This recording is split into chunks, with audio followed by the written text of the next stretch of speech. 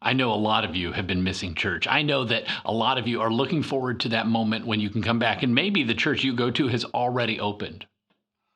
And maybe you feel comfortable going. Maybe you're saying, you know what? I'm going to worship at home just a little bit longer. I don't know exactly where you stand in this, but I know that this has affected all of us, COVID-19. And as we have been worshiping at home, we have discovered a new normal. But my question for you is, what if shutting the doors to our churches for a while has been exactly what our churches need? What if shutting the doors for our churches and worshiping at home have been exactly what our families actually need? As we are trying to raise disciples, as we are trying to bring up this generation of believers, what if this was the best thing we could do for them? Let's get started.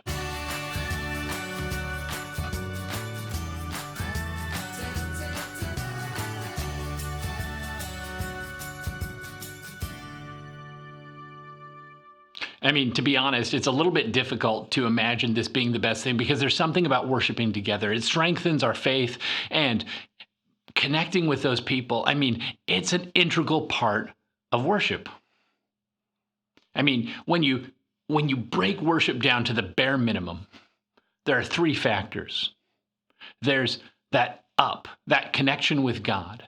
There's that in, our connection with each other, and there's the out, the connection with the community around us. How are we serving?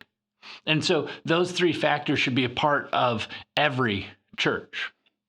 Unfortunately, there's something about coming to church that is really good for that up and that in, but not necessarily that out. And so what I want to talk about is what we've learned during this time of separation, what we've learned during this time of COVID-19. What have we as church, as parents, as pastors, as families learned from this experience? So, first of all, we've learned that church cannot simply be defined by a building. Church is not primarily a building. A building is a place where the church meets. But the building is not the church. And sometimes we get that confused. Sometimes we are under the impression that this building is the definition of church. And if we're not coming there, then we're not part of the church. We're not coming to church. But that's not real. The church is the body of believers. The church is made up of the members of that body, not the building. And so, in fact, sometimes we think that, if we want to bring people to Jesus, that we have to do just that. They need to come to the church. And if they come to church, then they can hear about God, and this is how we spread the message. But that is an attractional model of ministry. It requires people to come. If you come to me, then I can tell you about who Jesus is. But that is actually, it doesn't mesh with the gospel. That method doesn't fit with the gospel because the gospel has never been about come. The gospel has been about go. We are called to go. We're called to go into all the world. We are called to reach out to those who are not coming. You see, Jesus not only taught this, he lived it. He didn't require for humans to be good enough that they could come to him. Instead, he lowered himself, as Philippians 2 says, he lowered himself down below humanity to lift us up. And he left his throne in heaven to come down here to earth to reach us. So if we are followers of Jesus, then we cannot claim to be followers if we are not also going out to reach and connect with the lost. It doesn't work. And the gospel message, if it is just a message of come, then we're failing.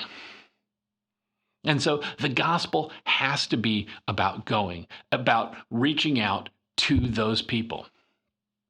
So, what does this look like for families?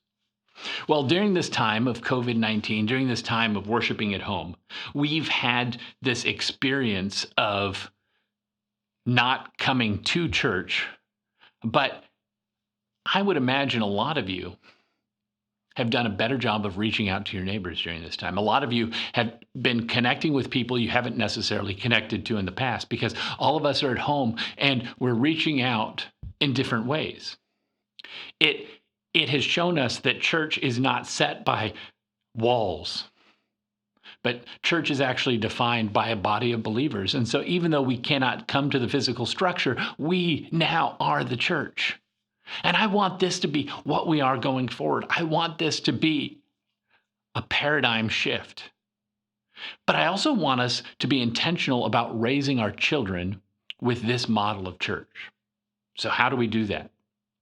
There's a few easy ways. First of all, you've got to get involved in ministry. And when I say get involved in ministry, I'm not just saying be a greeter at your church. I'm not just saying be a deacon or an elder. Those are good things. But you have to find a way for you as a family. How are you blessing other people? If the God of the universe was willing to send his son to earth to show us how much he loved us, then shouldn't we be reaching out to those around us? Shouldn't we be reaching out and expressing our love to everyone around us? That's what I mean by being involved in ministry, finding a way for you and your family to actually be living out the gospel, by living out that go. Second, when you get involved in ministry, involve your whole family. Involve your children. Involve them from thinking through the idea all the way to implementation. Involve them in the prayer for this ministry so that they see this is how you do ministry, because this is what discipleship is. Discipleship isn't just like passing on a set of beliefs. Discipleship is about that relationship with God, and how does that relationship with God impact our relationship with everyone around us? And so you've got to get your kids involved in ministry, because if we really want the church to be defined as a body of believers, then we've got to change the way we're operating. We've got to redefine that. And that redefinition doesn't happen at the physical church. It's not going to happen through a series of sermons. It happens at home. It happens around the dinner table. It happens at family worships. It happens when we change our behavior at home. And so I want you to think, what is a ministry you and your family can do to reach out and bless those around us? How can you involve your children in that ministry? And third, if we want to redefine what church is, and when I say redefine, I'm not saying create some new definition. I'm saying we go back to the definition as Paul saw it. We go back to the definition of Jesus sending his disciples out. We go back to what the Bible actually models for what church is supposed to be. If we want that definition of church, then we've got to go. Jesus himself said, "The harvest is ripe, the laborers are few." Jesus himself said, "Go therefore into all the world and make disciples." We've got to get involved.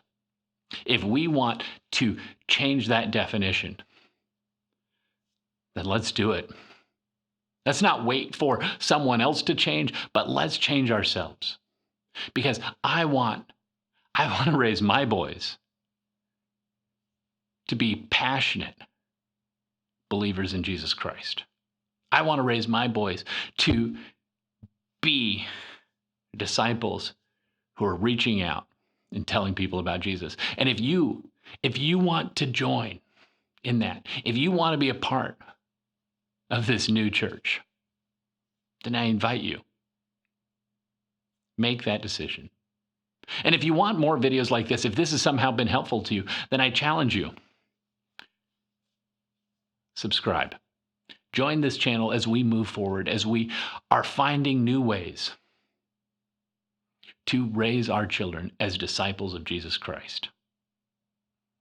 whether it be in church or at home. Regardless of where you are in the world, God has a ministry for you and your family. Will you go?